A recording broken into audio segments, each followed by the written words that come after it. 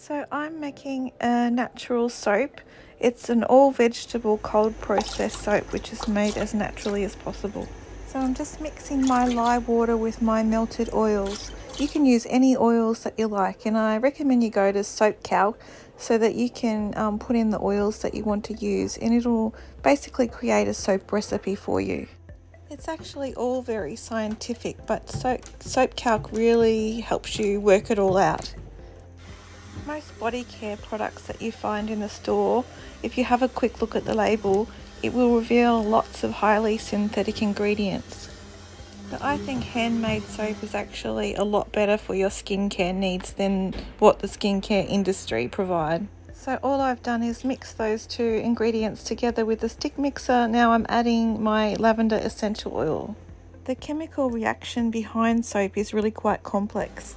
The process is called saponification, and that's the fats and oils that come together to react together to make soap and glycerin. When I'm mixing it, I'm looking for a trace on top of the soap, so when I lift the mixer and just dribble a bit on top, I should be able to see a line on top. That's when I know the soap mixture is that trace. The soap is ready to pour when the ingredients have been mixed together in a thick, stable emulsion. And soap actually helps water to wet better. It actually breaks down the droplets of water and helps them wet the skin. And once the soap molecule has helped water to do its job, another part of the soap molecule is attracted to the dirt and oil on your skin, and it pulls that off your skin. I usually use a bit of sodium lactate in my soaps just to harden them up and make them easier to remove from the mold, but it's not necessary that you need to use that. This plain lavender soap was a custom order, 50 bars of them, which is great, and I was already thinking of phasing out my micas to have more natural colorants, or maybe a more natural look to my soaps. So that's interesting that I just got this order recently. So now I'm just pouring the soap into the molds. With making soap, there's lots of different fats and oils that you can use. I've seen lots of people use different things. I generally use coconut oil, shea butter, olive oil and castor oil, but you can use almond oil, avocado oil. I use that sometimes. I do use calendula infused olive oil for my Castile soaps as well.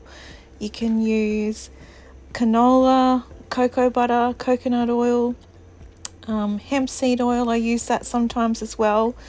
Jojoba oil, palm oil is one of the ones that either you need to choose a sustainable brand or company, or don't use it at all, because there's a lot of controversy around palm oil destroying the habitat of the orangutans, so I don't use that at all. And you can use sesame oil, sunflower oil, you can use animal fats as well, but I don't use those at the moment.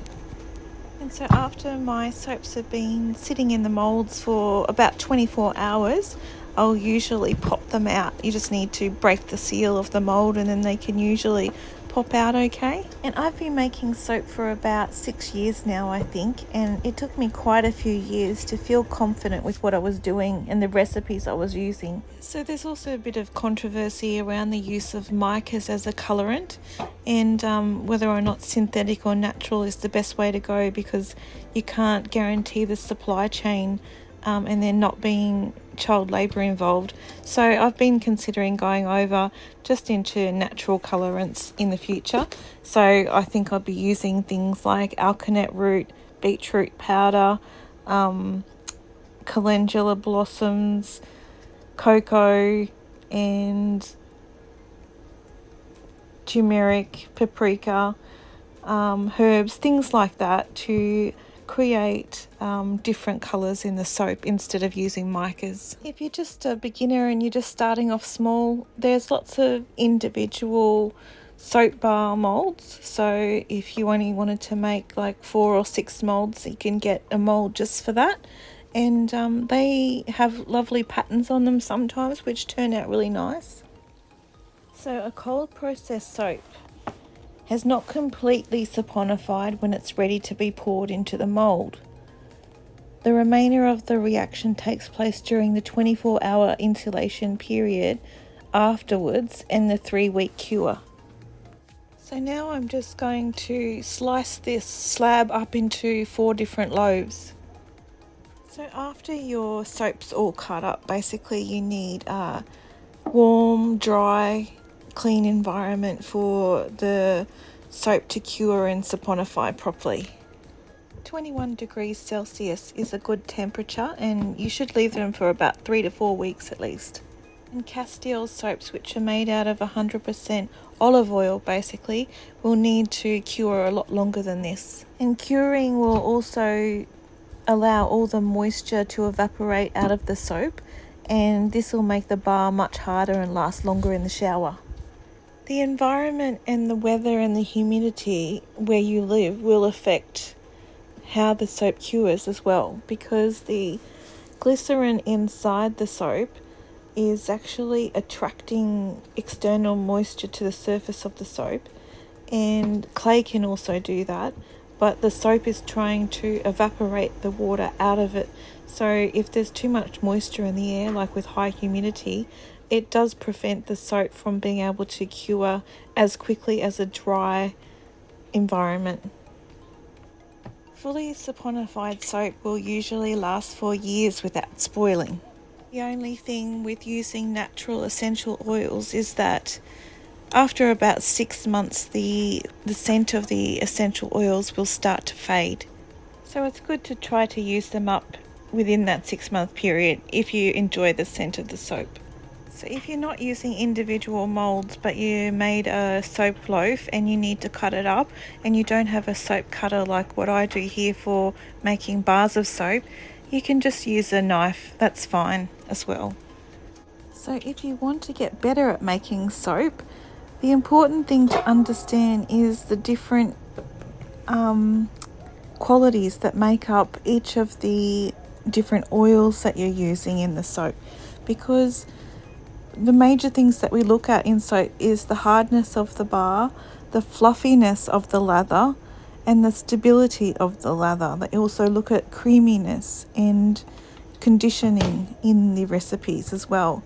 So make sure you choose an oil or a combination of oils that's giving you the correct amount of each of those qualities in the recipe. You can check that by using soap calc, as I mentioned before.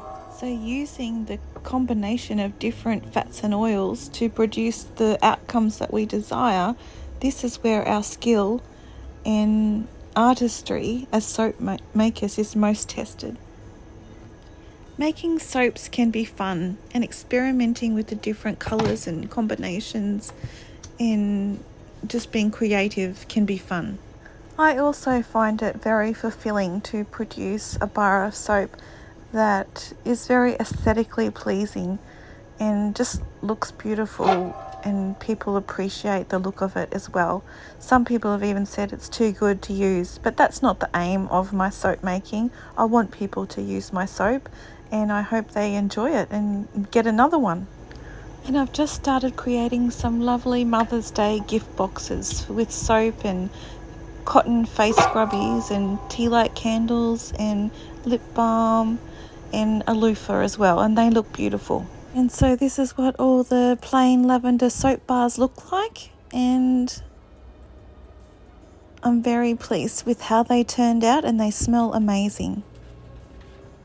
I really hope you found this video interesting, and thanks for watching. Chat to you next time.